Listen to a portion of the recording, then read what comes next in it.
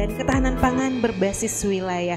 Mungkin terlebih khusus lagi untuk di wilayah Sulawesi Selatan. Kami persilahkan kepada Ibu Direktur Pengembangan Usaha Perhutanan Sosial Kementerian Kehutanan, Ibu Catur Endah Prasetyani. Silakan Ibu.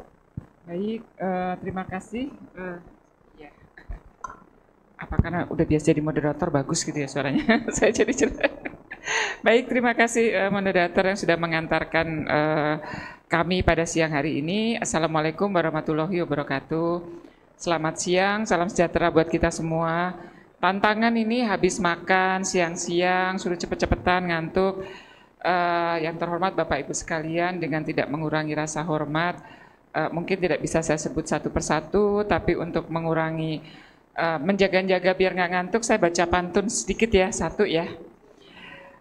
Belayar sampan di sore hari, menyusur teluk di ujung selatan. Mari bicara soal strategi pembangunan hijau jadi kekuatan. Kayaknya tepuk tangannya kurang kencang, satu lagi. Jadi satu lagi, lestari hutan sejahtera petani. Nah, tanah subur untuk pangan lestari. IAD hadir membawa harmoni, sinergi wilayah jadi kunci mandiri. Jadi sebenarnya dengan pantun tadi saya sudah selesai, Bu. Karena ini sinergi kolaborasi. Baik, kami mendapatkan materi dari permintaan materi dari panitia adalah kebijakan nasional, khususnya Integrated Area Development atau kita singkat dengan IAD, karena ini sudah menjadi brands ya. Jadi nggak apa-apa, nggak usah pakai di Indonesiakan katanya, tapi sebutannya IAD. Dalam penguatan perhutanan sosial dan ketahanan pangan berbasis wilayah. Jadi Bapak Ibu sekalian, di era sekarang di Kabinet Merah Putih, bahwa program perhutanan sosial ini sangat selaras juga dengan Astacita dari Bapak Presiden. Khususnya di Astacita kedua dan ke-8. Jadi ada ke-4 juga, ada ke-6. Ini sebelumnya. Di mana Astacita kedua itu adalah arahnya ke swasembada pangan, energi, air, ekonomi hijau, dan ekonomi biru. Ini kecepatan sedikit slide-nya, jadi yang sebelumnya. Ini halaman terakhir, yang halaman kedua. Mohon mungkin, jadi setelah halaman, nah ini. Kemudian Astacita ke-8 itu adalah bagaimana pembangunan daerah dan desa untuk mengurangi kesenjangan. Dan inilah melalui perhutanan sosial memberikan akses kelola kepada masyarakat sekitar dan di dalam kawasan hutan untuk mengelola kawasan hutannya. Perhutanan sosial khususnya Kementerian Kehutanan ini juga mendukung dalam ketahanan pangan. Ada 3 skemanya, yaitu satu dari PPBH, persetujuan berusaha, itu seluas kurang lebih 4,51 juta hektar. Kemudian di luas yang belum berizin itu kurang lebih 10,23 juta hektar. Nah, perhutanan sosial itu targetnya adalah 5,92 juta hektar. Dari target secara nasional perhutanan sosial 12,7 juta hektar. Itu bagaimana mendukung ketahanan pangan adalah melalui optimalisasi pemanfaatan lahan. Jadi dari 5,92 itu capaian perhutanan sosial saat ini adalah 8,3 juta hektar. Jadi targetnya adalah 1,9 juta hektar. Nah, yang 4,02 juta ini masih indikatif. Karena tadi capaiannya masih 8,03, jadi masih sekitar 80%. Arahnya adalah optimalisasi pemanfaatan hutan, jadi kawasan hutan untuk pangan artinya bukan deforestasi, tapi optimalisasi pemanfaatan hutan dengan sistem agroforestry. Apa itu agroforestry? Agroforestry adalah satu skema sistem penanaman merupakan kombinasi antara tanaman pertanian, biasanya pangan ini tanaman pertanian, dan tanaman kehutanan. Dan ini sangat ideal untuk perhutanan sosial karena mereka mendapatkan pendapatan dari mulai harian dari tanaman pangan, mingguan, misalnya pakan ternak itu kan harian bisa dijual, mingguan, bulanan kalau padi, jagung, sampai tahunan ketika dengan kayunya. Nah, yang terbaru kita mungkin mendengar bahwa pemerintah saat ini menstop untuk impor beras. Sehingga perhutanan sosial juga mendukung ketahanan pangan. Ini sudah bekerja sama dengan Kementerian Pertanian. Untuk beras, padi dengan TNI Angkatan Darat. Untuk jagung dengan Polri. Dan ini kami dibantu karena kami keterbatasan SDM. Jadi sampai di tingkat tapak bagaimana verifikasi teknis ini dengan bantuan TNI dan Polri. Artinya adalah bahwa yang untuk padi dan jagung karena ini murni tanaman pangan harus sesuai dengan safeguard yang ada di kehutanan. Apa itu safeguardnya? Artinya menanam padi tapi tidak ada pengairan. Artinya tidak boleh ada irigasi di dalam kawasan hutan. Jadi padinya adalah padi yang lahan kering. Kemudian jagung juga seperti itu. Artinya kombinasi tanamannya tidak satu hamparan padi, tapi diseling dengan tanaman kayu. Dan ini dari pihak polisi, dari pihak TNI juga sudah paham, dan semuanya sudah ada MOU-nya. Bagaimana mendukung. Bahkan kami di dalam saat ini juga ada anggaran khusus yaitu FAPE, Fasilitasi Agroforestry Pangan dan Energi. Karena apa? Seperti kita ketahui bahwa kabinet sekarang adalah bagaimana perhutanan sosial mendukung swasembada pangan dan juga energi, di mana kita akan meminimalkan penggunaan energi fosil. Jadi kita sekarang mulai dengan energi energi terbarukan, yaitu dengan tanaman-tanaman penghasil energi seperti akasia dan lain-lainnya. Dan itu melalui kegiatan perhutanan sosial. Bagaimana perhutanan sosial bisa memenuhi itu? Tentunya strateginya next ini adalah melalui IAD. IAD ini adalah pengembangan wilayah terpadu berbasis perhutanan sosial. Perpadunya biasanya landscape-nya ini adalah kabupaten. Untuk apa? Untuk klaster komoditas dan juga untuk meningkatkan skala ekonomi dan agar juga sesuai dengan sesuai dengan apa program-program unggulan dari daerahnya. Karena apa? Ketika sudah mencapai hilirisasi, ketemu dengan off-taker, ini biasanya misalnya seperti alpukat, nggak ada tuh brandnya alpukat kawasan, alpukat luar kawasan, itu kan nggak ada ya Mbak ya. Jadi ini bagaimana kolaborasi antara sinergi program antara pusat dan juga daerah. Dan ketika kita bicara kehutanan, banyak teman-teman yang bilang kehutanan ini urusan pemerintah pusat. Tapi perhutanan sosial, masyarakat seperti undang-undang di dalam undang-undang tahun 2014, itu masyarakat adalah milik pemerintah daerah. Jadi ini bagaimana kolaborasi, kalau tadi Pak Wamendagri bilang pentahelix, di dalam IAD ini lebih dari pentahelix, multi pihak.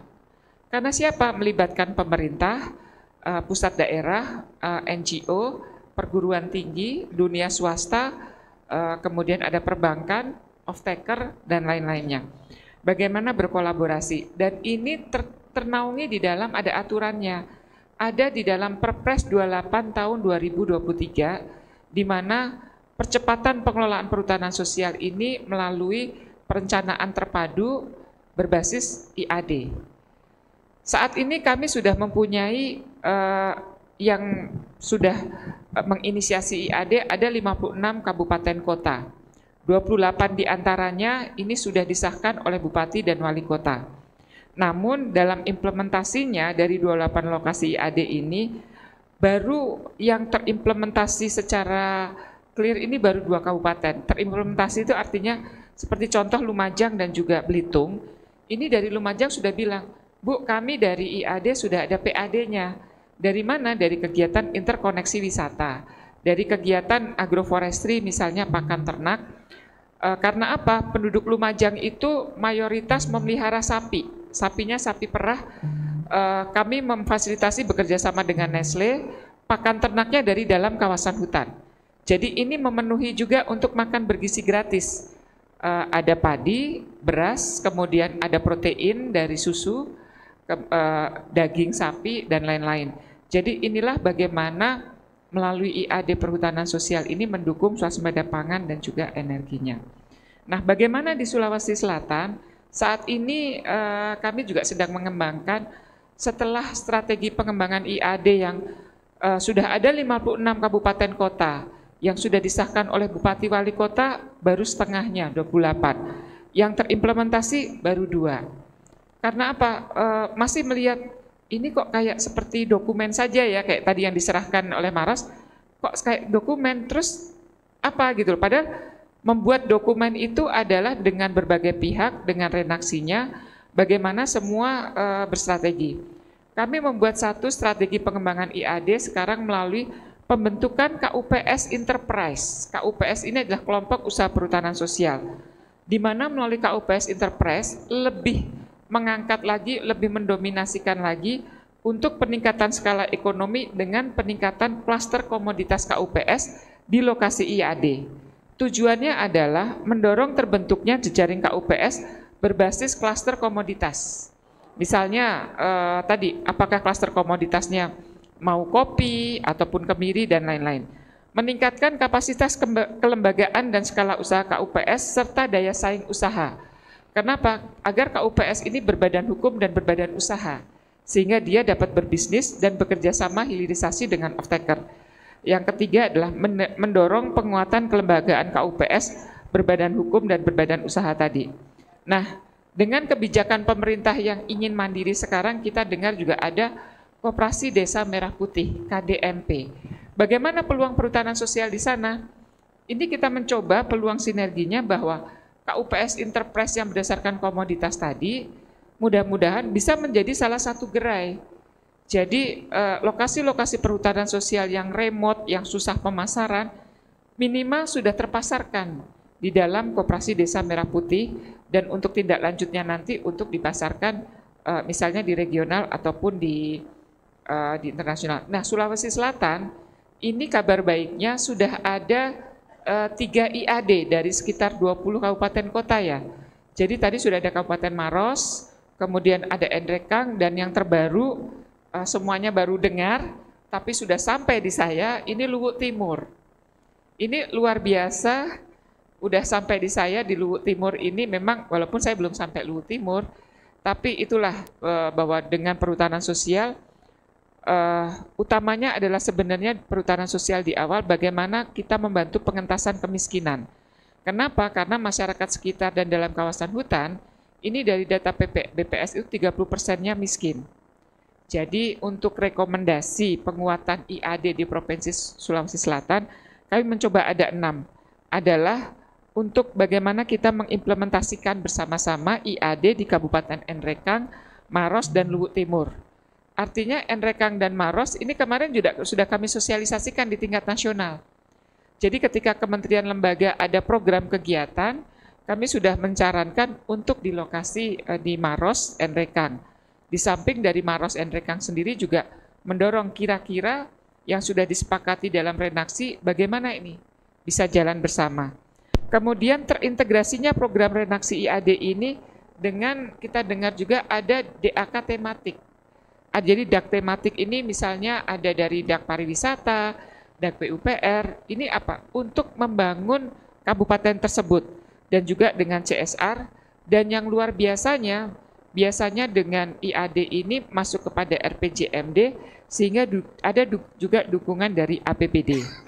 Kemudian pembentukan tim efektif IAD, saya dengar juga di Endrekang sudah ada, di Maros juga ada peran Pokja PPS Kabupaten dan provinsi, dan untuk mendukung hilirisasi seperti programnya Pak Presiden sekarang adalah pembangunan sistem informasi berbasis data spasial untuk membantu capaian sinergi program implementasi IAD secara berkala dan real time, khususnya adalah untuk misalnya produk-produk pangan. Dan kalau kita lihat alur, ini masih dalam konsep, masih dalam konsep bagaimana pembentukan KUPS Enterprise, kita akan mengenalkan satu bisnis kepada KUPS dengan komoditas yang sama, nanti biar membentuk koperasi ataupun PT yang nanti akan bekerja sama dengan off-taker. Harapannya adalah tadi masyarakat sejahtera, hutan lestari. Jadi kalau tagline Kementerian Kehutanan yang sekarang terakhir adalah selain 2 itu, hutan lestari, pembangunan tidak boleh berhenti, kesejahteraan rakyat itu pasti. Demikian dari saya katanya, karena nanti akan lebih banyak untuk diskusi. Lebih kurangnya saya mohon maaf. Wabillahi taufiq wal hidayah. Wassalamualaikum warahmatullahi wabarakatuh. Waalaikumsalam warahmatullahi wabarakatuh. Terima kasih banyak Ibu yang telah memberikan paparannya dan ya menarik bahwa kita akhirnya di sini mengetahui bahwa nantinya akan ada implementasi EAD untuk 3 wilayah ini yang sebelumnya kita baru tahunya Maros dan Nrekang dan ternyata hari ini kita mendengar bahwa Luwu Timur juga masuk sebagai salah satu daerah yang akan ikut dalam implementasi EAD ini. Selanjutnya Bapak Ibu sekalian, kita juga ingin mengetahui untuk roadmap-nya pengembangan perhutanan sosial di Sulawesi Selatan. Ini akan dibahas dalam hal ini mewakili Kepala Dinas Lingkungan Hidup, ada Kepala Bidang Perhutanan Sosial LHK Sulawesi Selatan, Bapak Hidayat Esud MSc. Selamat siang Bapak. Silahkan mic-nya boleh dicek dulu Bapak. Selamat siang. Baik Bapak, silahkan Bapak. Terima kasih. Bismillahirrahmanirrahim. Assalamualaikum warahmatullahi wabarakatuh. Selamat siang, salam sejahtera untuk kita semua. Pertama-tama mari kita mengucapkan puji syukur kehadirat Allah Subhanahu wa taala karena pada saat ini kita masih diberi nikmat sehat, kesempatan untuk tetap bertahan. Kata Ibu Direktur tadi kalau sudah jam-jam begini biasanya saya biasa mengambil Ibu Dir. Kondisi das kita ya hampir mirip-mirip ini. Banyak yang masih khususnya di Sulsel ya. Saya biasa larinya ke das, bahwa kondisi das ini tidak jauh beda dengan kondisi kita yang sekarang ini. Banyak nikmat yang telah Allah berikan kepada kita semua yang selalu patut kita syukuri. Ibu Direktur yang saya hormati, Bapak Wakil Bupati yang Nrekang yang saya hormati, Ibu yang mewakili Direktur BPDLH yang saya hormati, Bapak Ibu yang sempat hadir di tempat ini, yang mohon maaf saya tidak bisa sebut satu persatu yang saya hormati. Terkait dengan judul yang panitia berikan bahwa peta jalan roadmap pengembangan perhutanan sosial di Sulawesi Selatan, dalam hal ini kami membagi 3. Yang pertama arah kebijakan, yang kedua roadmap itu sendiri, dan yang ketiga peluang untuk mendapatkan pembiayaan dari perjalanan perhutanan sosial yang ada di Provinsi Sulawesi Selatan. Ibu Direktur sudah sampaikan bahwa PSI itu sendiri atau perhutanan sosial itu sejahtera dan melestari. Itu mungkin yang kita harapkan. Saya lanjut bahwa berkaitan dengan perhutanan sosial itu sendiri, pada Astacita Undang-Undang 23 tahun 2014, mungkin sudah disinggung Ibu Direktur tadi di poin 2, memantapkan sistem pertahanan keamanan negara dan mendorong kemandirian bangsa melalui swasembada pangan, energi air, ekonomi kreatif, ekonomi hijau, dan ekonomi biru. Terus lanjut, turunannya sebenarnya kalau di Provinsi Selatan karena kehutanan tidak berdiri sendiri, ada 2 kementerian, yang satu Kementerian Lingkungan Hidup, yang satunya lagi Kementerian Kehutanan yang tadinya jadi 1, dilebur kembali jadi 2. Banyak hal mungkin yang perlu kita benahi terkait dengan lingkungan hidup secara umum. Tapi pada kesempatan ini kita masuk ke khusus perhutanan sosial, yaitu urusan kehutanan, pendidikan, pelatihan, penyuluhan, pemberdayaan masyarakat di bidang kehutanan. Terkait dengan Undang-Undang 23 dari Astacita dan peran strategi, kita turunkan lagi visi Sulawesi Selatan maju dan berkarakter dengan misi meningkatkan perekonomian daerah yang merata dan berkelanjutan.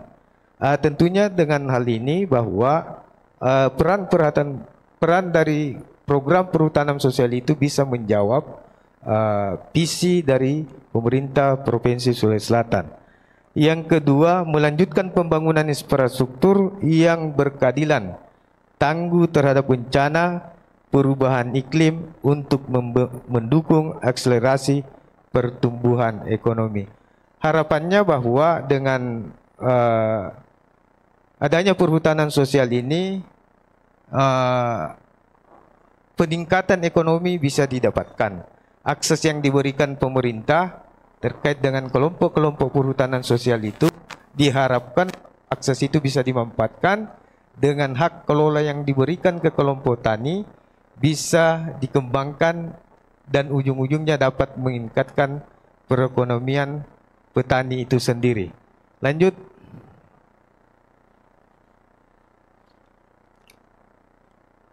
Rencana strategi Dinas Lingkungan Hidup dan Kehutanan Provinsi Sulawesi Selatan tujuan menurunkan kerusakan dan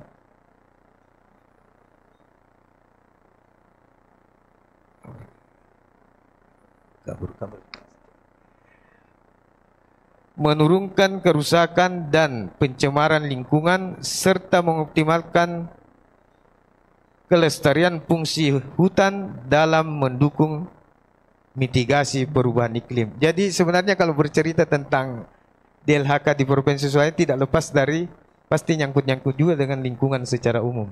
Karena di OPD Dinas Lingkungan Hidup dan Kehutanan itu jadi satu. Jadi kita tidak lepas dari persoalan lingkungan yang ada kaitannya dengan apa yang kita bicarakan saat ini. Sasaran meningkatnya perbaikan kualitas lingkungan, meningkatnya perbaikan kualitas lingkungan dan lahan, terlindunginya flora dan fauna dalam areal kawasan ekosistem bernilai penting, meningkatkan ekonomi usaha bidang kehutanan. Ini mungkin jadi fokus kita bagaimana meningkatkan ekonomi khususnya masyarakat-masyarakat yang ada di sekitar hutan. Dengan indikator bahwa khusus untuk dengan lingkungan itu sendiri, indeks kualitas lingkungan, terus persentase sumber pencemar tertentu yang memenuhi kriteria baku mutu lingkungan, indeks kualitas air, indeks kualitas udara, air laut, indeks kinerja pengolahan sampah, jumlah emisi penurunan gas rumah kaca, sekitar sektor limbah. Terus yang kedua, jumlah emisi penurunan gas rumah kaca sektor lahan, persentase kondisi tutupan lahan berhutan, jumlah jenis flora dan fauna yang dilindungi dalam areal kawasan ekosistem bernilai penting, nilai ekonomi usaha kelompok masyarakat bidang kehutanan. Jadi pada dasarnya secara umum menggambarkan bahwa salah satu jawaban bahwa untuk meningkatkan kualitas lingkungan itu sendiri, peran perhutanan sosial ini sangat diperlukan, walaupun mungkin sifatnya dengan batasan-batasan tertentu, karena memiliki wilayah-wilayah yang terbatas juga.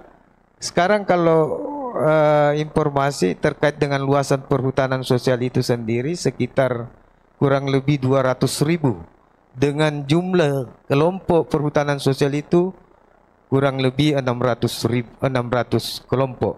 Cukup besar Bu untuk Provinsi Sulawesi Selatan. Harapannya kita bahwa dengan adanya kelompok-kelompok perhutanan sosial ini bisa menjawab tantangan yang kita kembali bahwa sejahtera dan lestari itu. Saya lanjut, tantangan dan perhutanan sosial sebagai solusi. Ini mungkin gambaran tadi bahwa tantangan itu sendiri kesenjangan ekonomi, laju deforestasi, perubahan iklim, konflik teritorial, ketahanan pangan, dan tantangan lainnya di bidang kehutanan. Perlu saya informasikan bahwa dari kurang lebih 200.000 hektar luas perhutanan sosial, ternyata di dalamnya masih ada lahan kritis kurang lebih 30.000 hektar.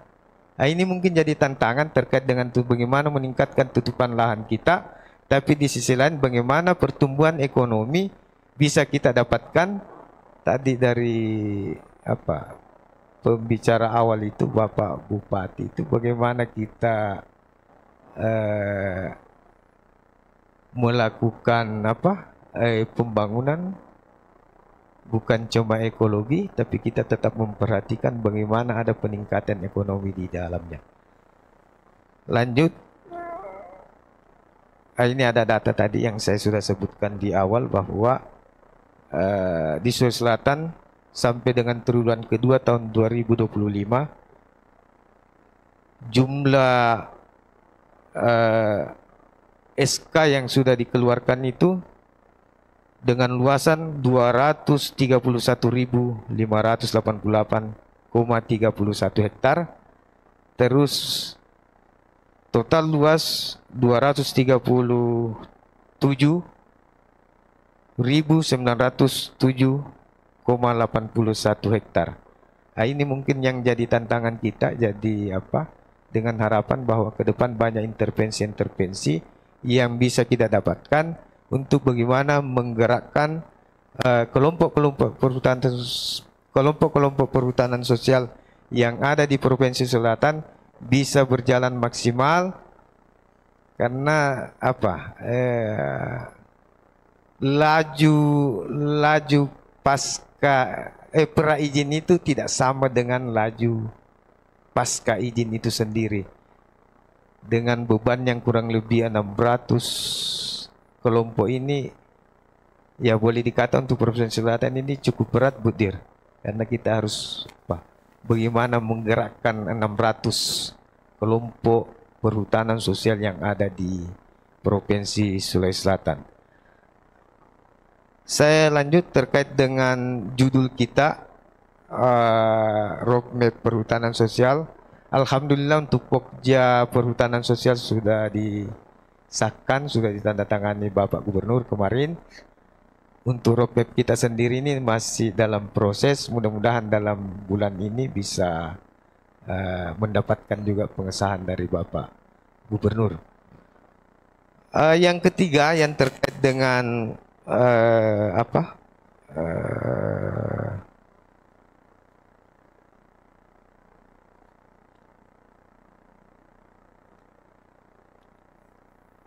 terkait dengan strategi pendanaan dan kemitraan untuk mendukung perhutanan sosial termasuk usaha provinsi dalam mobilisasi pendanaan alternatif dan kolaborasi yang sedang dijalankan.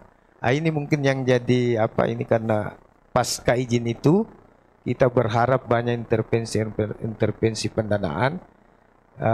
Mungkin ada nanti dari Ibu yang mewakili Direktur BPLHD ya.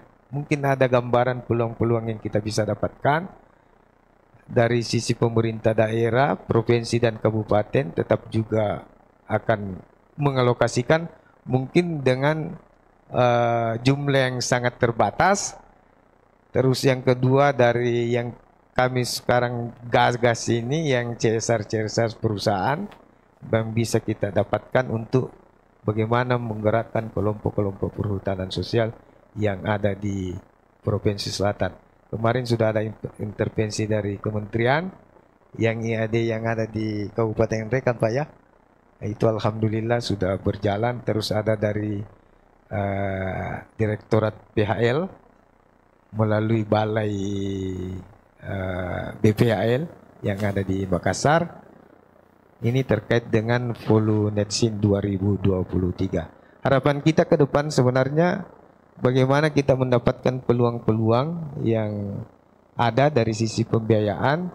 Itu mungkin kita bisa dapatkan dari informasi dari Direktorat PS, dari BPLDLH, sehingga apa yang kita harapkan dari misi tadi itu bahwa sejahtera lestari kita bisa dapatkan. Ada mungkin mungkin sebelum saya tutup ya, mungkin saya titip ke Ibu Dir ini bahwa banyak dari Pemda yang datang ke kami menginginkan kerjasama itu langsung antara pemerintah dengan kelompok. Tapi ini kan ada pembatasan bahwa regulator itu tidak bisa bekerja sama langsung Bu ya. Harus lewat Perusda, harus lewat BUMDes, harus lewat Perseroda, BU, pokoknya pihak swasta yang bisa. Mungkin dalam revisi, saya dengar revisi Permen 9 ya, mungkin kita bisa masukkan ada ruang untuk Pemda mengintervensi bantuan tapi tidak dalam bentuk hibah. Jadi ada ruang untuk kerjasama dengan kelompok. Karena pemikiran kami bahwa mungkin dengan jalan itu bisa mempercepat ini pergerakan banyak Bu yang datang ke kami. Tapi kita sampaikan bahwa P9 itu tidak memungkinkan untuk masuk langsung bekerja sama. Harus lewat lewat badan-badan usaha baru bisa. Ya mudah-mudahan ini bisa. Tapi kita paham juga bahwa regulator itu tidak bisa. Tapi ini mungkin salah satu faktor pembatas kita. Harapan kita kalau itu terbuka ya bisa mungkin ada percepatan. Jadi pemerintah itu tidak, tapi dia bisa bekerja sama dengan kelompok perhutanan sosial. Yang kedua mungkin Bu, ini mungkin kedua kalinya mungkin saya tanyakan ke Ibu ini. Saya sampaikan ke Ibu Dir pertama waktu saya di Bone, Ibu lewat Zoom. Ini terkait dengan bantuan-bantuan dari pemerintah, khususnya Kementan Bu ya. Itu ada pembatasan juga bahwa mereka susah juga memberikan bantuan karena terkait regulasi yang ada di Kementan itu. Ada surat kami kemarin yang dari pemerintah provinsi, dari Pak Gubernur untuk bersurat ke Kementan dengan tembusan ke Kementerian Kehutanan dengan harapan bisa divalisasi bahwa dalam penerbitan juknis yang dikeluarkan Kementan itu mungkin ada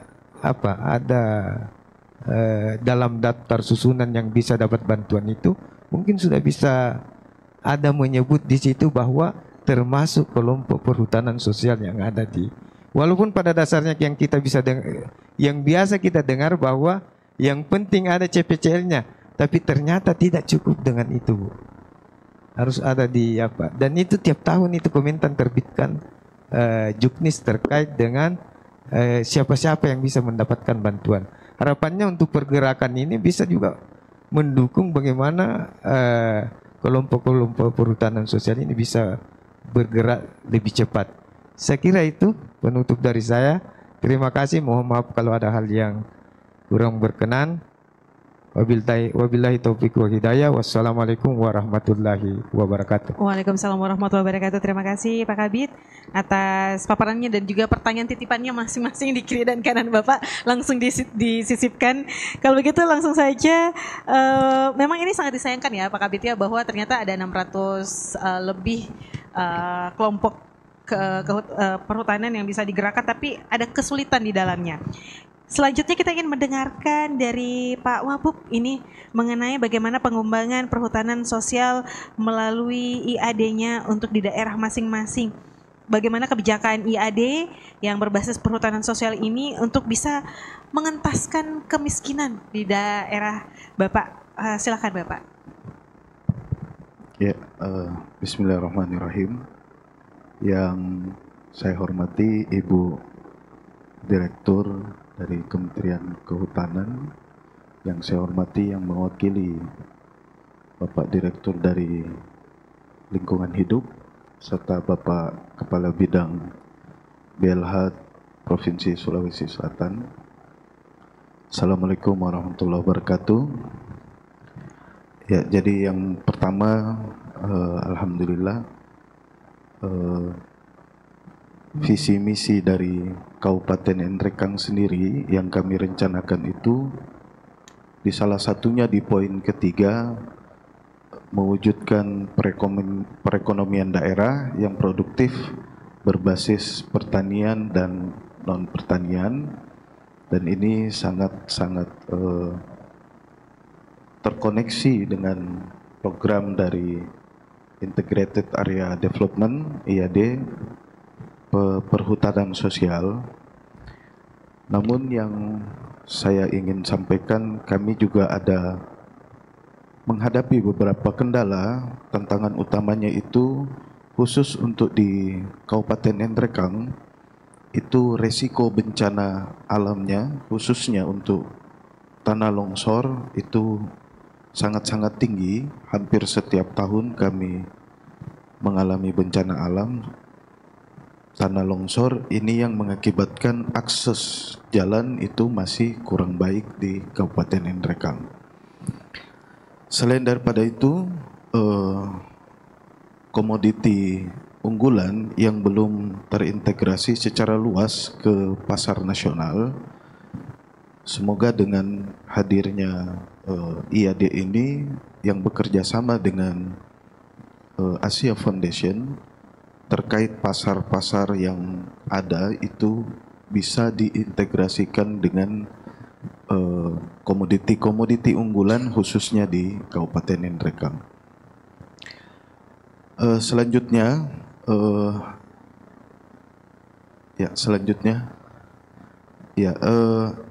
kami juga ingin menyampaikan Bapak Ibu bahwa dari total luasan Kabupaten Nrekang itu sebanyak 75 hektar, kurang lebih 75.000 hektar itu merupakan kawasan hutan atau sekitar 44% dari luas daerah Kabupaten Nrekang secara keseluruhan, yang dimana Nrekang masih tetap sebagai penjaga hutan di Provinsi Sulawesi Selatan.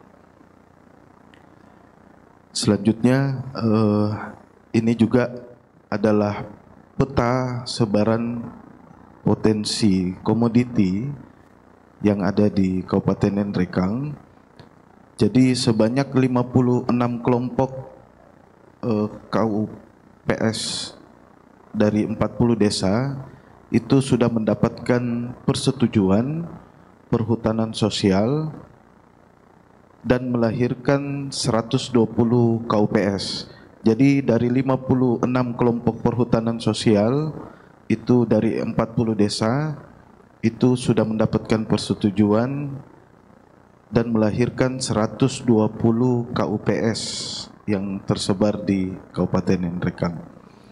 Kabupaten Nrekang juga telah membentuk Pokja PPS untuk menyusun roadmap percepatan pengembangan perhutanan sosial dan master plan IAD.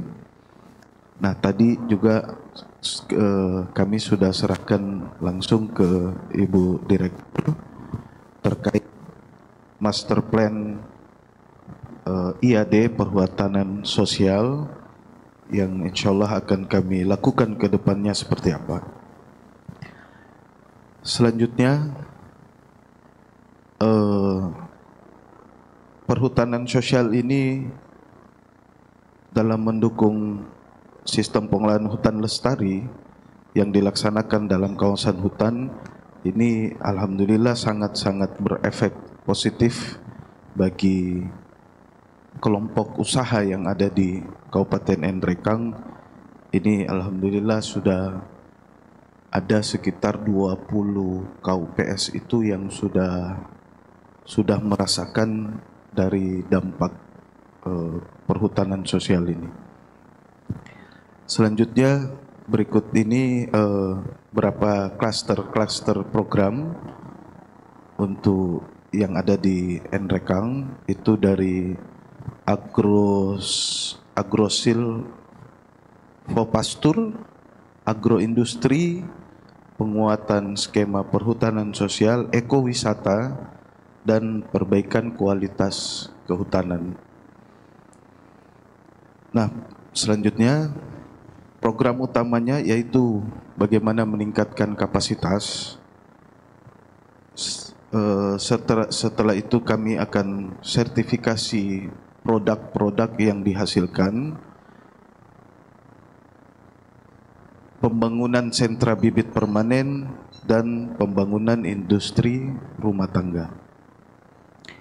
Selanjutnya, nah dari Agrosilvopastur dan HHBK ini, itu sasarannya kami sudah mempunyai 22 KUPS yang aktif, Sedangkan yang belum aktif itu ada sekitar 46 KUPS.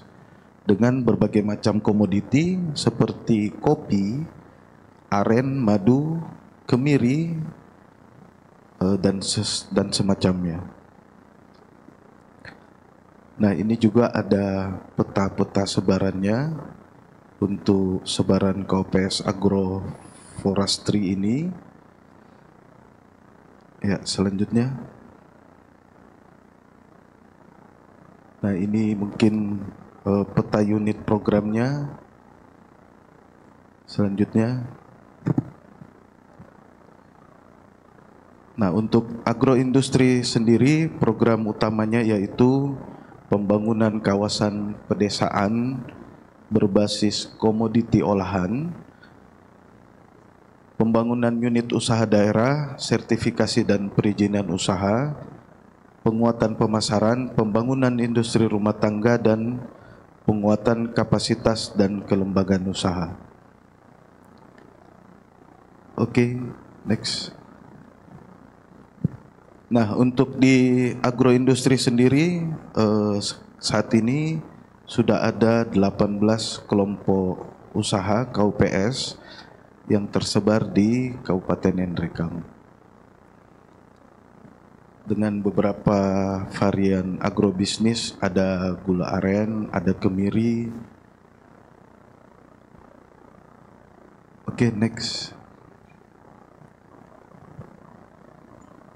Nah, untuk ekowisata sendiri, ekowisata kami ada satu ekowisata yang sangat-sangat produktif di sana, yaitu di Dantepine. Ini alhamdulillah ekowisata di sana sangat-sangat baik dan ini sangat-sangat bermanfaat bagi ekonominya. Selanjutnya, nah ini ekowisatanya ini Dantepine ini memang salah satu yang menjadi sangat bermanfaat bagi masyarakat setempat. Ya, selanjutnya. Nah, ini penguatan skema perhutanan sosial. Insya Allah kami dari pemerintah daerah siap berkolaborasi dengan pemerintahan pusat, kementerian dan lembaga, dan insya Allah apapun keberlangsungan masyarakat untuk pengembangan ekonomi itu kami pemerintah daerah sangat-sangat perhatian terhadap itu, dan semoga insya Allah ke depan kita bisa saling berintegrasi. Mudah-mudahan ada yang banyak bisa dikolaborasikan khususnya di perhutanan sosial ini. Mungkin itu saja. Terima kasih. Wabillahi taufiq wal hidayah. Wassalamualaikum warahmatullahi wabarakatuh. Waalaikumsalam warahmatullahi wabarakatuh. Terima kasih Pak Wabub sudah memberikan paparannya. Kita jadi mengetahui berapa banyak kelompok usaha yang juga mendapatkan manfaat dari IAD ini sendiri. Dan kita lanjutkan terlebih dahulu Bapak Ibu sekalian, para peserta untuk dapat mengetahui bagaimana untuk bisa mengakselerasi pendanaan alternatif ini untuk perhutanan sosial dan pembangunan hijau. Kita mau tahu lebih terkhusus untuk di wilayah Sulawesi Selatan ini mungkin ke depannya. Kami persilahkan kepada Kepala Divisi Penyaluran Dana Program Badan Pengelolaan Dana Lingkungan Hidup Kementerian Keuangan, Ibu Lia Kartika Sari, silahkan. Ya, terima kasih. Assalamualaikum warahmatullahi wabarakatuh. Izin Ibu Direktur, Bapak dari Dinas, Bapak Wakil Bupati, serta Bapak Ibu yang lain. Izinkan kami mewakili Direktur Penyaluran Dana yang tidak bisa hadir pada kesempatan hari ini. Dan sebelum ke materi mungkin sedikit perkenalan ya Mbak. Kami dari Badan Pengelola Dana Lingkungan Hidup, ini sebuah badan layanan umum di bawah Kementerian Keuangan yang diberi mandat untuk mengelola dana lingkungan hidup. Mungkin namanya memang sedikit susah ya, BPDLH gitu. Kalau bahasa Inggrisnya Indonesian Environment Fund. Oke, next slide boleh.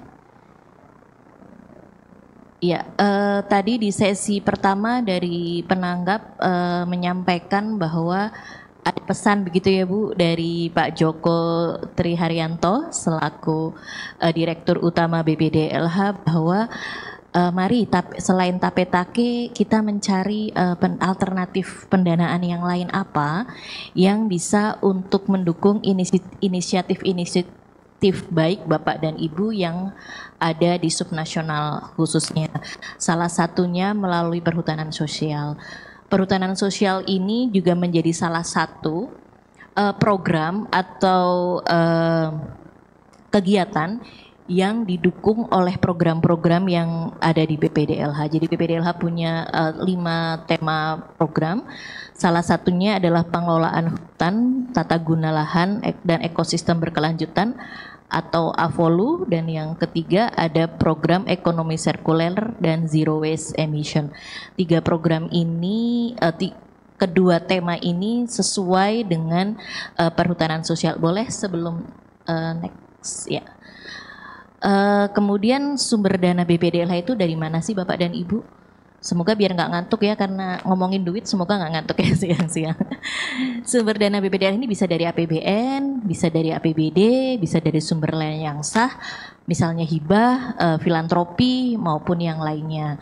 Kemudian bagaimana BPDLH menyalurkan, ini kami punya 2 skema.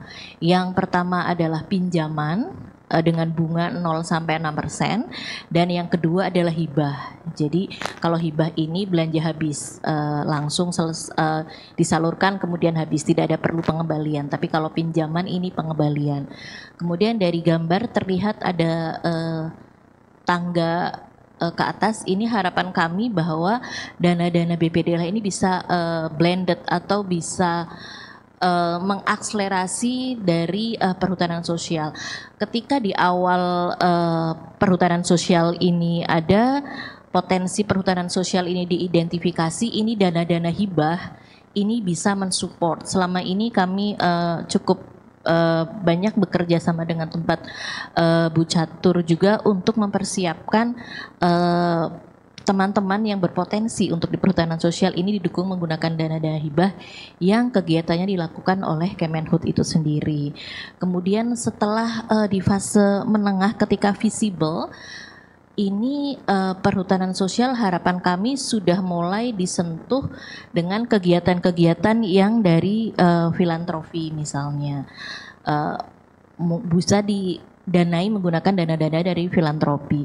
Kemudian ketika sudah eligible, maka ini bisa mengakses dana pembiayaan yang ada kewajiban untuk mengembalikan. Nanti setelah KUPS ini mempunyai kapasitas, ini harapan kami sudah bisa masuk ke fase bankable, artinya bisa bekerja sama dengan lembaga perbankan. Jadi harapan kami perhutanan sosial ini tidak selalu bergantung kepada dana hibah, tetapi kedepannya dana hibah ini bisa mengakselerasi sehingga KUPS ini berdaya dan mampu melakukan pembiayaan sendiri.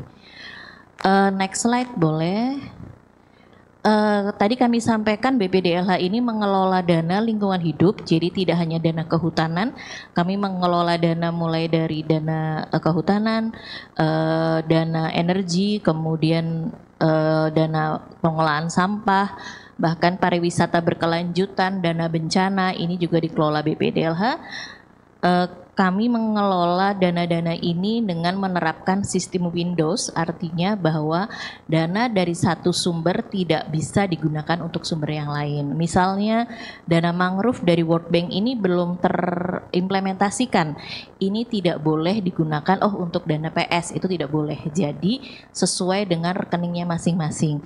Saat ini kami mengelola sekitar 1,72 billion US dollar. Dan dananya ini bersumber dari APBN, APBD, dan sebagian besar ini bersumber dari dana hibah.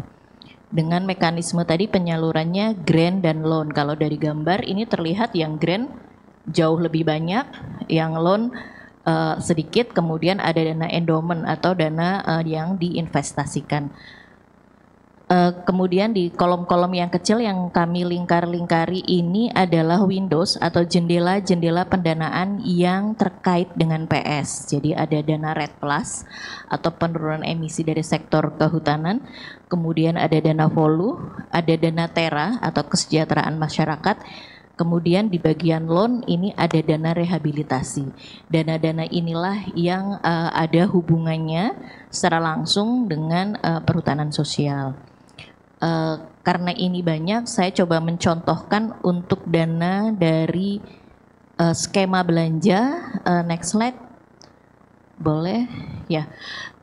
Dana dari proyek Tera CF yang kebetulan di Sulawesi Selatan ini lokasinya ada di Kabupaten Nrekang. Jadi dana Tera CF ini dana yang bersumber dari filantropi yang ditujukan untuk mewujudkan pengelolaan hutan lestari melalui perhutanan sosial dengan 2 output utama, menciptakan blended finance dan memperkuat masyarakat hukum adat dan KUPS. Proyek ini berjalan 2 tahun, selesai insya Allah nanti di September, dan capaiannya adalah ada 109 MHA yang sudah didampingi yang tersebar di 15 provinsi dan 28 kabupaten. Penyalurannya ini menggunakan lembaga perantara. Nah di Sulsel ini kebetulan menggunakan lembaga perantara dari NGO lokal, yaitu Yayasan Artikel 33. Sebentar saya cek. Artikel 33 dan dari Arupa kalau nggak salah ya. Ya, Artikel 33 dan dari Akurimba, mohon maaf. Ini lokasinya ada semuanya, ada 6 MHA yang didampingi di Sulsel. Semuanya ada di Kabupaten Nrekang. Ini untuk sapasang, MHA Tondon, Buntu Tombang, Marena, Orong, dan Tangsa. Mungkin Pak Wabub lebih familiar ya lokasinya. Ini kegiatannya didampingi oleh lembaga perantara untuk bagaimana menyusun RKPS setelah mendapatkan izin, kemudian ada kegiatan peningkatan kelas maupun seller meet buyer dan peningkatan GOKUPS. Ini adalah dananya 1,5 juta USD dan ini terbagi di tadi 110 MHA. Kemudian dana yang kedua adalah dana result based payment dari Green Climate Fund Output 2. Jadi ini ceritanya Indonesia sudah berbuat menurunkan emisi 2014-2016, kemudian oleh dunia internasional kita diberi pendanaan 103,8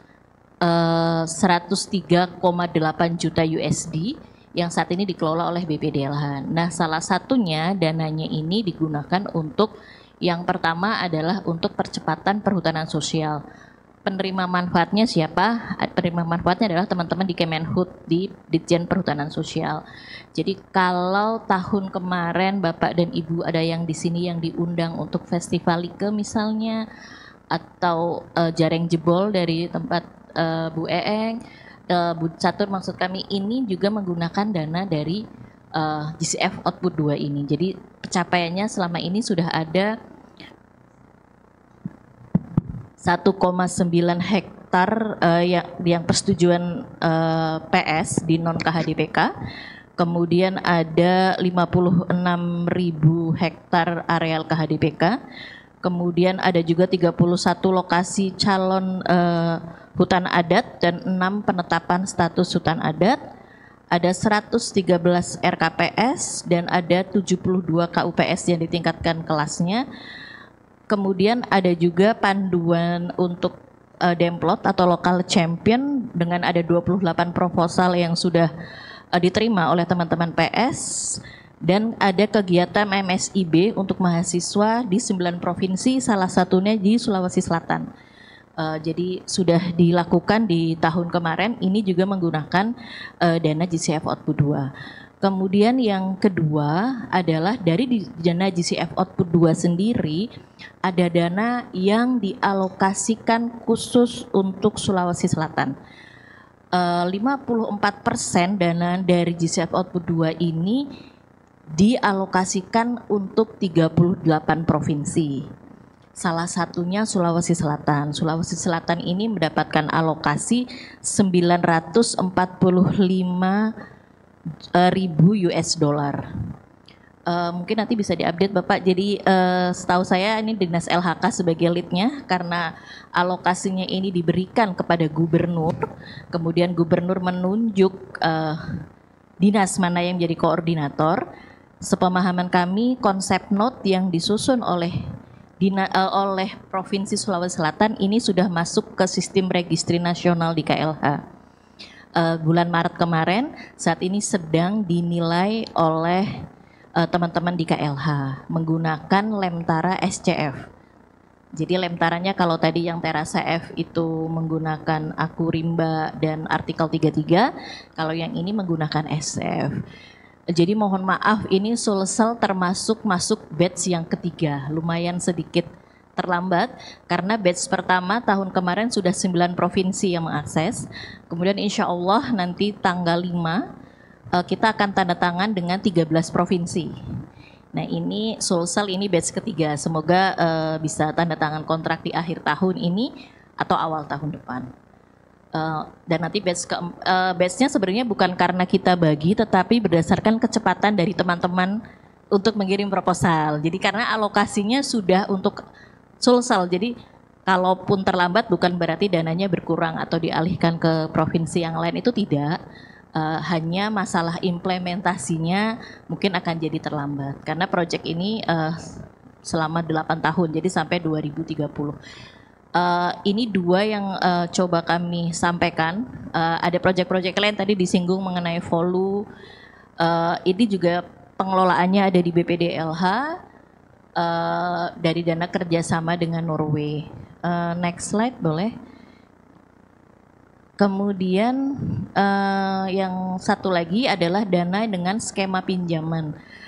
Skema pinjaman ini sebagaimana kami sampaikan ini bersifat harus dikembalikan. Jadi nol bunganya memang kita cukup kecil 0 sampai 6%. Ini sumber dananya dari APBN, dari PNBP pemanfaatan hutan. Kemudian disalurkan ke kelompok masyarakat, ke individu bisa, tetapi yang bergabung dalam kelompok masyarakat dan perusahaan atau usaha di bidang kehutanan. Tetapi memang harus, tadi saya ngobrol juga dengan teman-teman dari Asia Foundation, mungkin yang menjadi kesusahan karena memang harus ada kolateral, harus ada jaminan yang yang diberikan kepada BPDLH sebagai jaminan untuk pelaksanaan kegiatan rehabilitasi hutan dan lahan oleh masyarakat.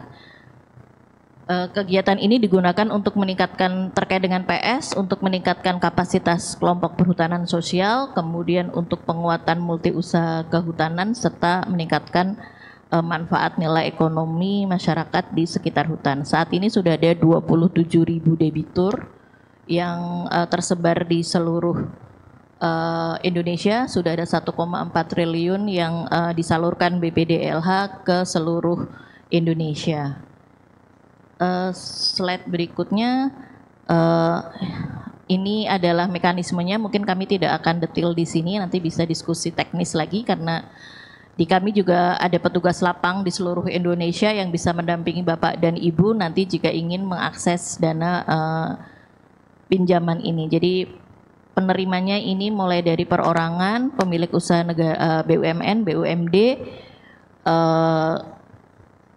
swasta maupun koperasi, kemudian penyalurannya ini bisa langsung dari BPDLH langsung ke penerima manfaatnya atau bisa melalui lembaga penyalur misalnya koperasi.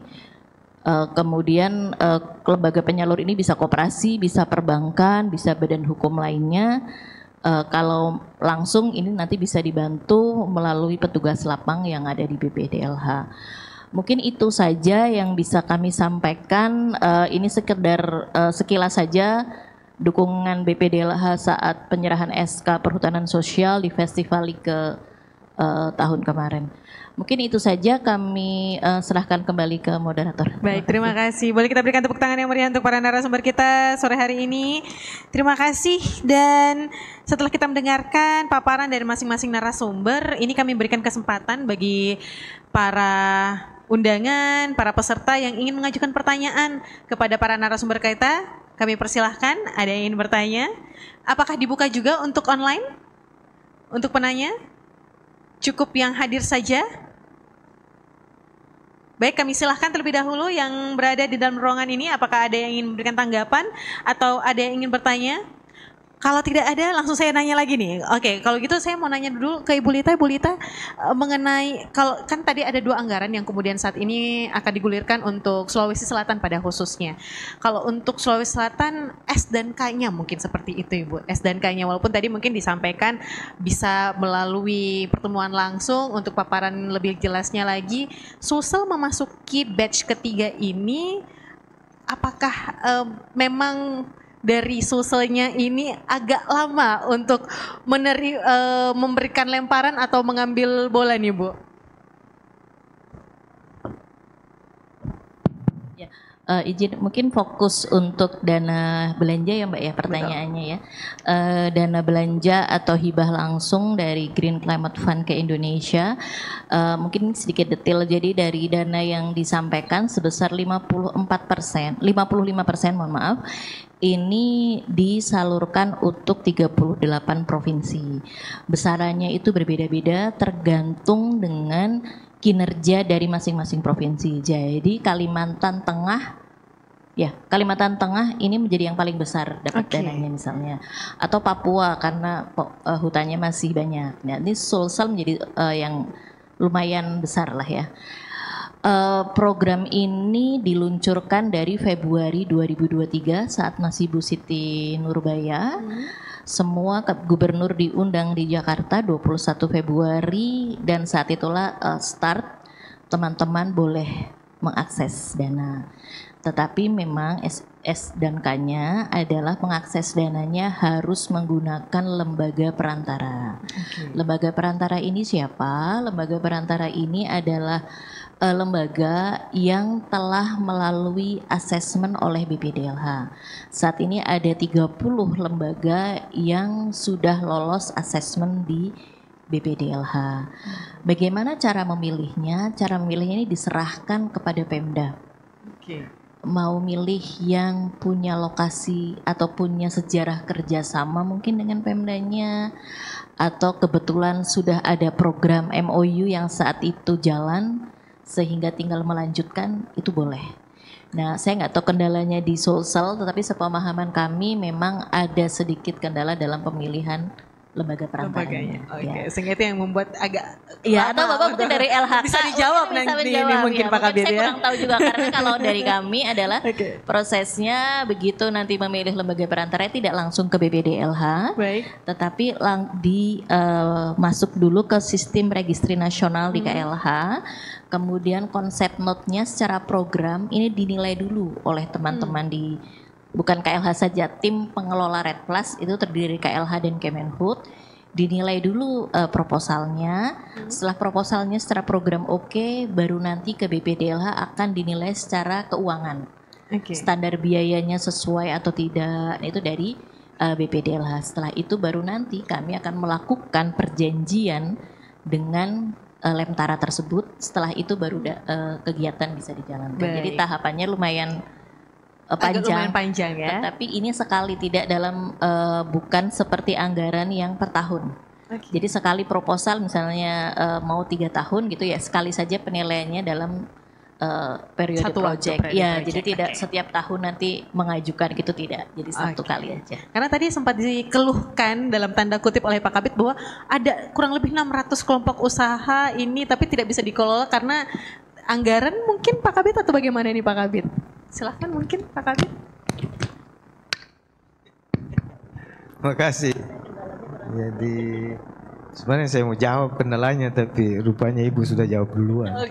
Ada kendala bahwa dalam hal pemilihan kemarin ya, ada apa? Ya Ibu tahulah. Yang terkait dengan itu sebenarnya harapan kita kan sebenarnya yang kita mendengar ini informasi sejauh mana Lemtara ini SCF ya, proses yang sudah dijalani itu bisa enggak tahun ini sudah sudah kalau kontrak ya, tanda tangan kontrak ya, atau apalah namanya dengan pihak yang apakah BPDLH atau Kemenhub atau KLH itu sendiri. Itu mungkin yang kita mau dengar ya dari provinsi, karena kita menganggap bahwa proses SCF ini sudah selesai di tingkat provinsi. Karena sudah direkomendasikan bahwa Lemtara yang akan digunakan dalam hal ini ya SCF itu. Nah, harapan kita kan sebenarnya apa? Itu yang kita mau dengar Bu ya. Sampai di mana SCF sekarang? Karena kalau saya tanya SCF, maaf Bu Dir ya, saya kan sering berkomunikasi dalam proses. Pas Ibu di sini mungkin lebih jelas lagi kalau Ibu yang sampaikan.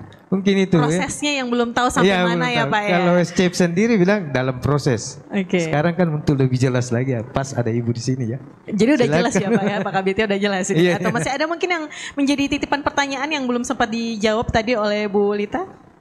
Pertanyaan apa itu? Yang tadi mau dijawab, diterima langsung oleh Bu Lita, dijawab langsung oleh Bu Lita. Iya, saya pikir cuma itu sudah saja. ya, Silakan dijelaskan supaya kita dengar semua, khususnya ke saya ya, sebagai perwakilan dan penerima manfaat nantinya. Oke, baik, saya terima kira kasih. Itu ya. Mungkin ada juga nanti yang bisa dibuka bahwa ternyata Pemprov bisa mendapatkan ini lewat ini. Saya sampaikan tadi ke Ibu Dir bahwa ada proposal kita yang kita kirim juga ke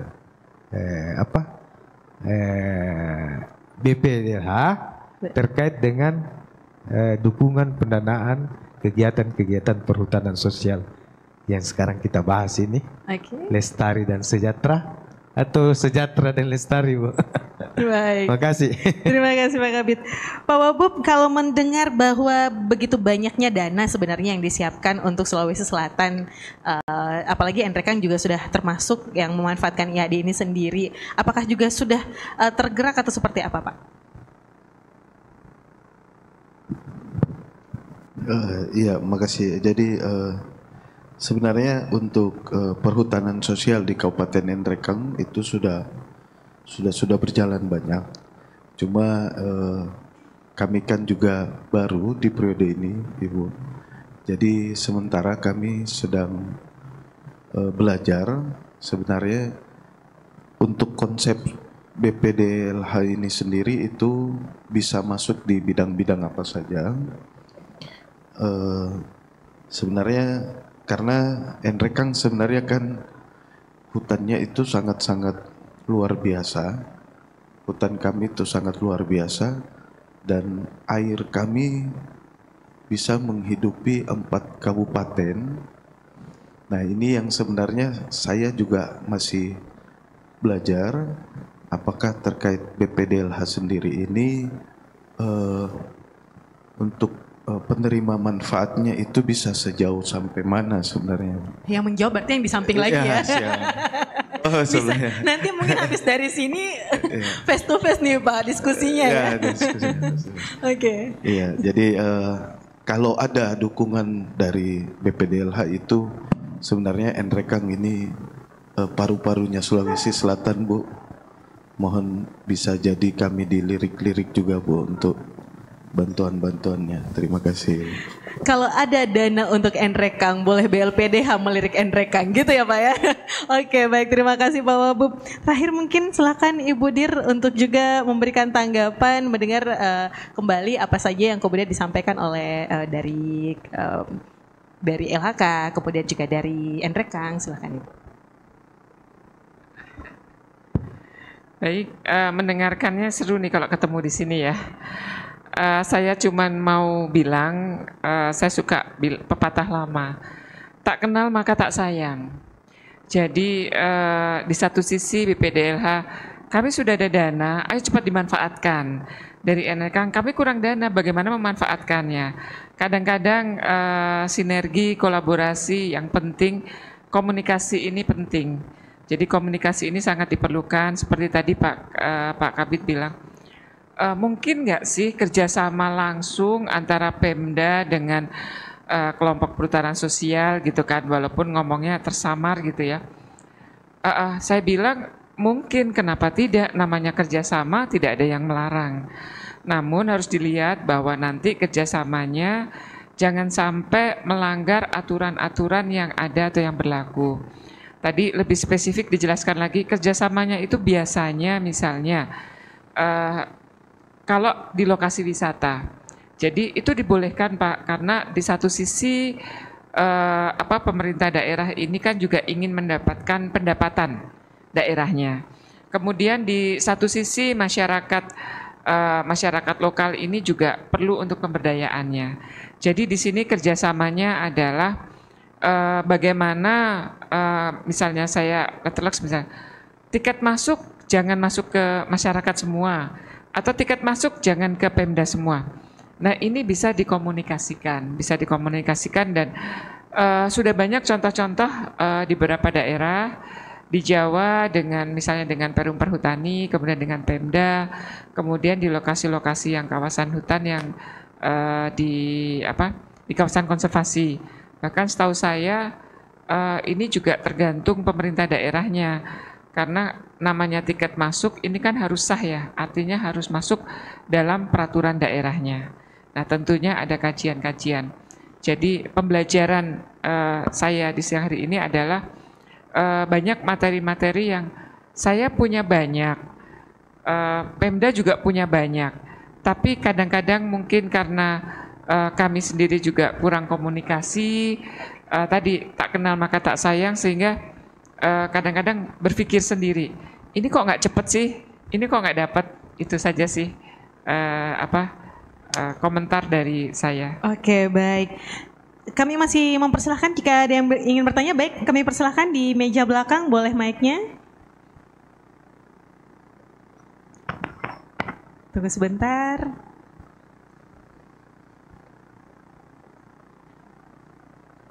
Nah, ini sepertinya tiga sisi ini sudah tidak sabar untuk berdiskusi, ingin mengetahui sampai mana mungkin ini proposal mereka sampainya, kendalanya seperti apa. Tapi kami persilahkan terlebih dahulu untuk penanya kita. Silahkan Bapak, boleh diangkat tangannya. Sebelah kanan Bapak? Iya, di belakang. Nah, oke. Boleh Bapak, nama dan dari mana? Silahkan. Ya, selamat siang. Assalamualaikum warahmatullahi wabarakatuh. Saya dari tadi tengok-tengok, tapi tidak ada juga yang memulai kayaknya bertanya, Bu. Saya saja yang mulai kayaknya. Baik, saya awal dari YRC Indonesia. Pertanyaan saya barangkali ini buat Bu Direktur sama Pak Hidayat barangkali. Saya mencoba menarik hubungannya sebetulnya sesi pagi dengan sesi siang ini gitu. Tadi pagi kita bicara EFT, sampai sore ini kita bicara IAD. Area bermainnya sama sepertinya, kabupaten. IAD juga kita di kabupaten mainnya, gitu ya. Begitupun EFT, gitu. Nah, saya mencoba mencari irisannya, Bu, gitu ya. Dan kalau EFT bicara banyak indikator, termasuk indikator utamanya adalah lingkungan, begitu. IAD ya kita bicara PS, tapi tidak juga PS seutuhnya, karena yang saya juga tahu mungkin IAD juga bicara land base, juga bicara forest base gitu ya di hutannya gitu. Tapi juga di hutan juga bicara begitu. Nah, dua konteks besar ini menurut saya kayaknya menarik untuk dikawinkan begitu, Bu. Sulsel tadi misalnya ada berapa tadi ya? 8 kabupaten kota yang sudah mungkin menerapkan EFT. Nah, 23 kabupaten kota kita di Sulsel itu semua ada PS kecuali Makassar sekira ya. Gitu. Semua ada PS-nya. Ini bagaimana kita mengintegrasi, menjahitkan ini dari kerangka tadi pagi EFT itu supaya juga berdampak ke PS misalnya. Saya belum dengar pembicaraan itu, Bu. Mungkin Bu Catur bisa kasih arahan mungkin gitu ya, kasih pendapat, pandangan barangkali. Ini menarik untuk kita kawinkan, khusus misalnya di Sulawesi Selatan gitu ya. Karena bicara saya belum pernah dengar juga ya. Tadi pagi mungkin saya yang salah dengar barangkali. Bupati juga mencoba mulai begitu ya, melirik ini di sektor PS misalnya untuk mendukung gitu ya, mendukung ini upaya-upaya yang basisnya adalah melestarikan hutan misalnya ya gitu.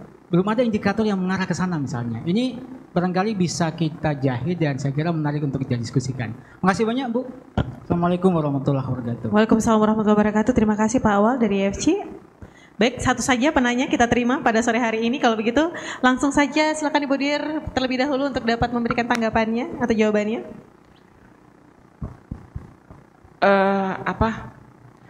Bahwa sesi pagi dan sesi siang itu ada irisan tentu, karena itulah panitia mengadakan kegiatan ini, di mana IFT itu lebih ke kebijakan. Bagaimana satu kebijakan oleh pemerintah daerah sebenarnya adalah bagaimana untuk mendukung kebijakan ekologi. Kita ketahui ekologi di sini adalah manfaatnya misalnya untuk lingkungan. Nah, untuk perhutanan sosial sendiri, perhutanan sosial ini adalah sebenarnya adalah satu program, bahwa suatu program dia adalah sistem pengelolaan hutan lestari. Jadi sama dengan ekologi, yang dimana pengelolaan hutan lestari yang dilakukan oleh masyarakat setempat. Jadi irisannya adalah bagaimana IFT ini kemudian masyarakat ini juga bisa untuk mengelola kawasan. Tentunya kalau IFT tujuannya satu kabupaten ya, kita bicara lingkungan mungkin luas sekali. Nah, untuk perhutanan sosial ini bagian dari di dalam kawasan hutannya, memberi kesempatan masyarakat untuk mengelola hutannya. Tentunya endingnya atau kalau saya bilang outcome-nya ini sama, bagaimana menjaga kelestarian lingkungannya. Lebih detailnya lagi di perhutanan sosial adalah bagaimana untuk menjaga dan juga meningkatkan tutupan lahannya, baik untuk tutupan lahan untuk penghidupannya tadi dengan agroforestry-nya maupun tutupan lahan untuk kelestarian lingkungannya. Jadi ada contoh nyata sebenarnya, saya lupa, bahwa ketika satu daerah memang dengan pengelolaan hutan yang lestari, ada concern di dalam pemerintah daerahnya untuk mengelola kawasan hutan, ini secara tidak langsung untuk penilaian TAPE-TAKE-nya juga menjadi tinggi. Karena apa? TAPE-TAKE ini juga dilihat juga dari kondisi kawasan hutannya.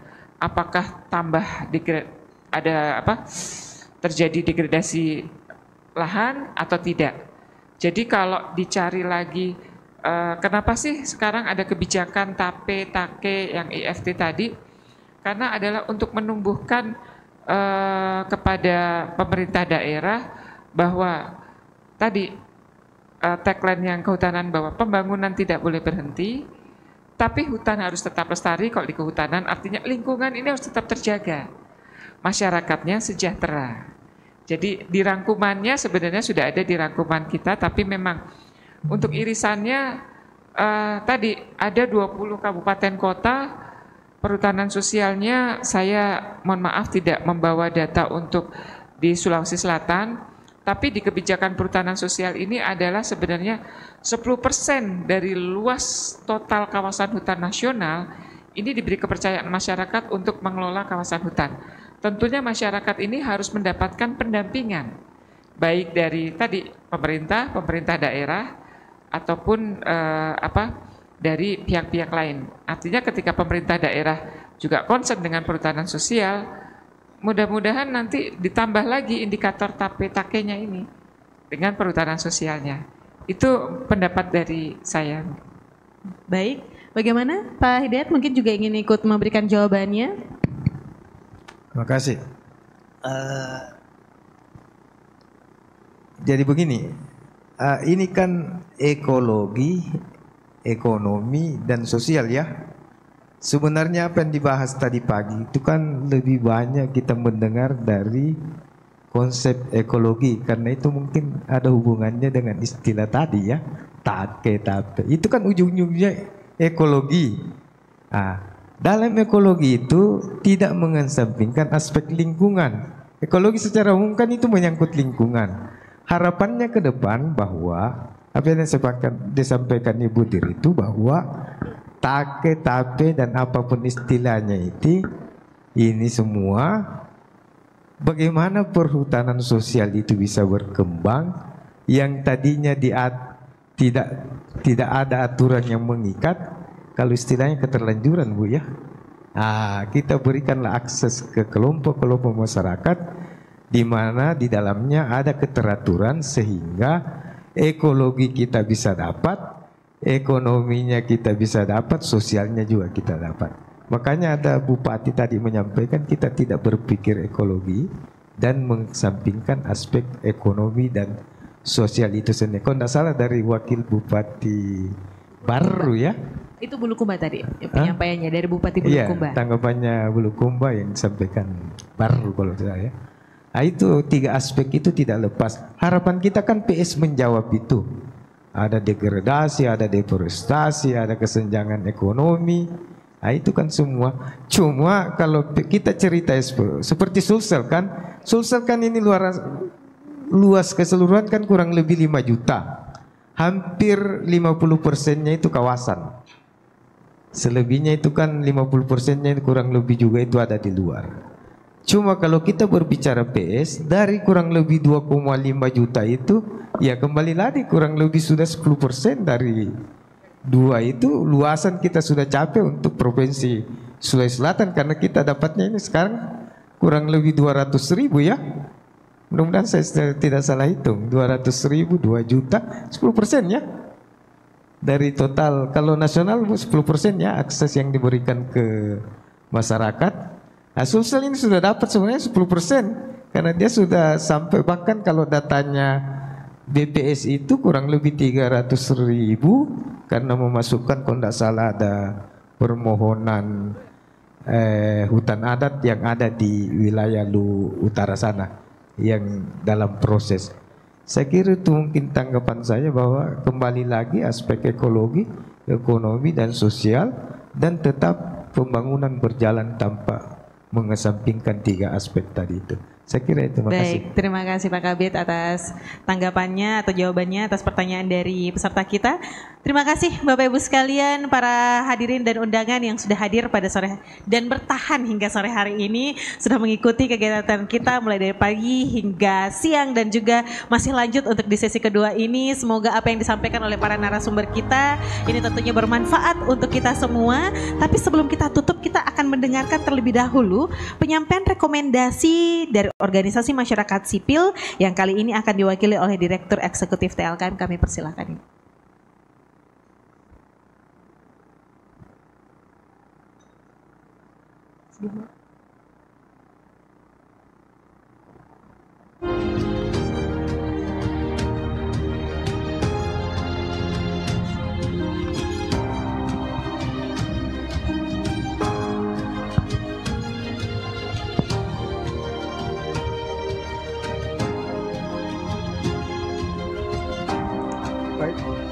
Assalamualaikum warahmatullahi wabarakatuh. Terima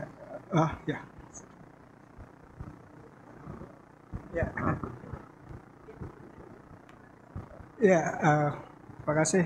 Pertanyaan yang saya hormati Ibu Direktur Pengembangan Perhutanan Sosial Kementerian LHK, Bapak Wakil Bupati Kabupaten Nrekang, kemudian Bapak Kabid Perhutanan Sosial DLHK, juga Ibu Kepala Divisi Penyaluran Dana Program BPDLH, dan seluruh tamu undangan yang tentunya saya juga hormati. Perkenalkan saya Uta dari TLKM. Kami mewakili Koalisi Masyarakat Sipil bersama juga Pak Tiro dan Pinus. Nah, kita ini ada ingin menyampaikan rekomendasi dari masyarakat sipil ini berdasarkan dari 2 sesi diskusi kita di hari ini. Boleh mungkin di next. Nah, jadi di hari ini kita sudah membahas ada 2 sesi tadi kita banyak membahas soal pendanaan lingkungan dan baru saja kita membahas soal perhutanan sosial. Nah, apa yang bisa kita simpulkan dan akan menjadi rekomendasi untuk tindak lanjut ke depannya terkait dengan pendanaan lingkungan itu adalah salah satunya memperluas adopsi kebijakan EFT, dalam hal ini TAKE dan atau ALAKE di kabupaten kota dan juga TAPE di Provinsi Sulawesi Selatan. Saya kira ini peluangnya cukup besar di beberapa kabupaten kota dan lain. Dan juga tentunya di provinsi juga peluangnya cukup besar kita mendorong TAPE ini. Kemudian yang kedua, bagaimana kita bisa memfasilitasi ya pemerintah daerah untuk mendorong kebijakan itu, TAKE maupun TAPE, dan dengan membuat mekanisme dan tahapan EFT yang bisa aplikatif untuk bisa digunakan bagi pemerintah daerah. Kemudian tadi ada diskusi juga bahwa ini bisa mengembangkan model green financing lain juga untuk pendanaan lingkungan dan beberapa diantaranya seperti disampaikan dari Ibu dari BPDLH tadi ada beberapa model yang ada dana bergulir maupun RBP. Kemudian yang tadi juga banyak kita diskusikan terkait dengan penguatan kolaborasi multi pihak tentunya mulai dari pemerintah pusat, provinsi, kabupaten dan juga para pihak lainnya untuk memperkuat agenda pembangunan hijau. Mungkin bisa kita lanjutkan. Dan ini terkait dengan perhutanan sosial kita bisa merangkum ya apa yang akan menjadi rekomendasi kita ke depannya. Yang disampaikan tadi bahwa di Sulsel sudah ada tiga IAD, ada Maros, Enrekang, dan yang baru kita dengar ada di Luwu Timur. Nah, bagaimana penguatannya ini bisa dengan integrasi IAD dengan DAK, dengan dana desa, CSR, dan juga sinkronisasi dengan perencanaan daerah. Nah, izin Ibu Direktur, ini juga kita mau menjelaskan bahwa untuk sudah ada upaya-upaya untuk mensinkronisasi PS juga di perencanaan daerah. Kalau di provinsi mungkin Bapak Das sudah sering sampaikan bahwa sudah masuk perhutanan sosial dalam RPJMD di Provinsi Sulawesi Selatan. Begitupun mungkin juga dengan Maros dan Enrekang mungkin sudah ada juga isu perhutanan sosial atau pengembangan kehutanan di dalam perencanaan daerahnya. Kemudian selanjutnya bagaimana adopsi IAD ini bisa diperluas lagi di beberapa kabupaten dan jika memungkinkan bisa didorong untuk IAD di tingkat provinsi juga. Ini bisa menjadi salah satu rekomendasi. Kemudian kita mendorong strategi pengembangan IAD melalui pembentukan KUPS Enterprise. Itu saya kira tadi juga disampaikan oleh Ibu Direktur dan itu adalah salah satu model yang cukup menarik kita coba dorong di beberapa kabupaten yang punya potensi komoditi yang saya kira potensial. Dan terakhir bagaimana tadi juga sempat disinggung tentang bagaimana kita melakukan monitoring implementasi IAD itu dengan melalui pengembangan sistem informasi. Dan kita juga sekarang di Sulsel sudah ada Pokja Provinsi Sulawesi Selatan dan salah satu target dari Pokja ini juga adalah perbaikan sistem informasi dan database-nya. Mungkin itu mewakili masyarakat sipil untuk menyampaikan rekomendasi kita ke depannya. Terima kasih. Boleh kita berikan tepuk tangan. Terima kasih Pak Direktur TLKM yang sudah memberikan kita kesimpulan dan juga arahan pada kesempatan hari ini. Apa yang bersama ingin kita dorong selain kebijakan, bagaimana kita juga bisa bersama menyebarluaskan informasi-informasi yang kita dapatkan pada kesempatan hari ini. Baik Bapak Ibu sekalian, kalau begitu kita akan menutup bersama sesi talk show kedua kita pada hari ini. Sekali lagi kami mengucapkan terima kasih banyak dan mohon maaf jika ada salah dan kekurangan pada saat penyampaian ataupun juga pemaparan materi dan penyebutan nama-nama narasumber beserta jabatannya, dan berharap kita bersama dapat bertemu lagi di lain waktu dan kesempatan dengan kebijakan yang sudah dapat terimplementasi dan harapan-harapan yang bersama kita sampaikan hari ini dapat terwujud apa yang diharapkan dari masing-masing pemerintah daerah kabupaten dan juga kota ini bisa bersama kita laksanakan dan kita wujudkan. Kalau begitu akhir kata saya Nana Jamal. Wassalamualaikum warahmatullahi wabarakatuh. Selamat sore dan sampai jumpa. Kami mohon kesediaan kalau begitu kepada para narasumber untuk dapat berfoto bersama terlebih dahulu. Kita berikan tepuk tangan yang meriah. Dan juga nantinya dapat bersama-sama untuk berfoto bersama dengan seluruh narasumber kita. Kami undang terlebih dahulu untuk dapat berfoto bersama. Direktur TLKM boleh bergabung bersama kami di atas. Silahkan, boleh bergabung untuk foto bersama terlebih dahulu. Rekan-rekan dari Patiro, Pilar Nusantara, dan yang lainnya boleh bergabung terlebih dahulu. Ibu, izin.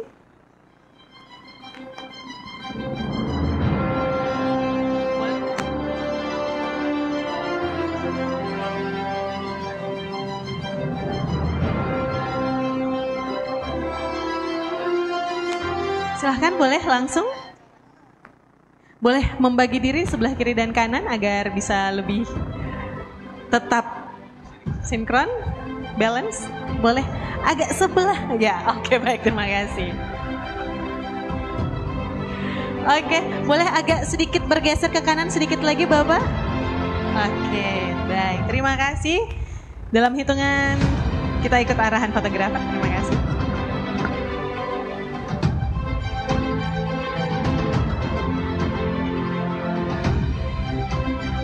Ada gaya khususnya, kita mau yel-yel dulu mungkin. Nah, tapi kalau yel-yelnya mungkin di akhir. Silakan Ibu, mic-nya boleh dari Ibu Direktur, silakan.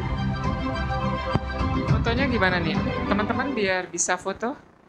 Boleh berdiri dulu semua teman-teman yang lain. Nanti kita di bawah Ibu. Ayo, atau kita di bawah sekarang ya. Oke, silakan. Ya. Kita bersama-sama yang lainnya kita di bawah. Boleh yang lainnya ikut berdiri Bapak Ibu sekalian. Kita foto bersama. Ada closing statement tapi melalui yel-yel yang akan disampaikan oleh Ibu Direktur. Silahkan.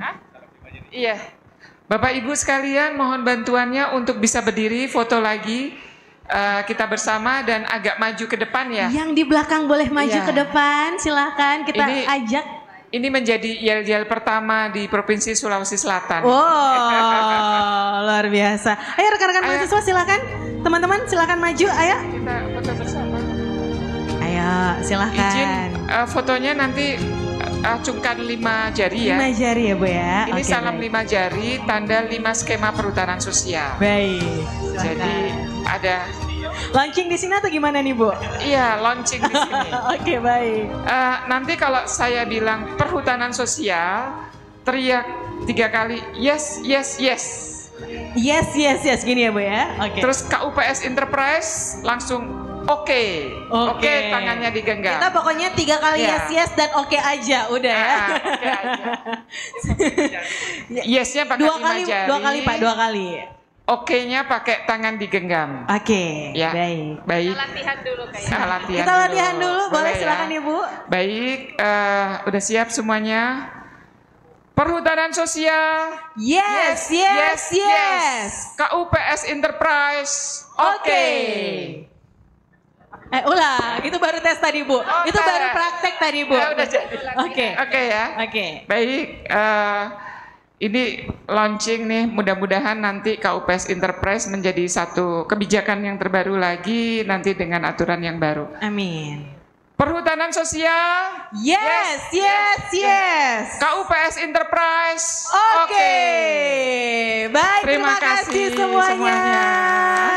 Launching tadi ini sekaligus mengakhiri kebersamaan kita semua pada sesi talkshow kita yang kedua. Kita foto bersama sekali lagi, jangan bubar dulu teman-teman. Jangan bubar dulu, tadi kita belum foto bersama. Silahkan maju lagi, tadi kita belum foto bersama. Baru video tadi ya. Logonya ini yang akan menutup kebersamaan kita semua. Boleh berkumpul lagi untuk foto bersama. Dan silahkan untuk foto bersama terlebih dahulu.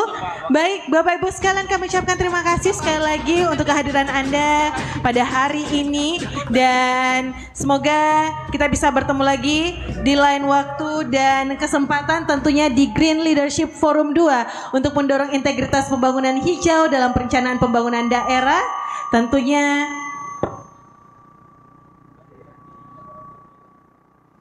melalui kepemimpinan hijau di Sulawesi Selatan yang kita laksanakan hari ini, Makassar 29 Juli 2025. Boleh lebih rapat lagi Bapak-bapak sekalian, lebih rapat lagi. Ini agak jauh-jauh banget nih. Ini yang paling ujung boleh agak rapat lagi. Dan sekali lagi saya Nana Jamal pamit undur diri. Wassalamualaikum warahmatullahi wabarakatuh. Salam lestari untuk kita semua.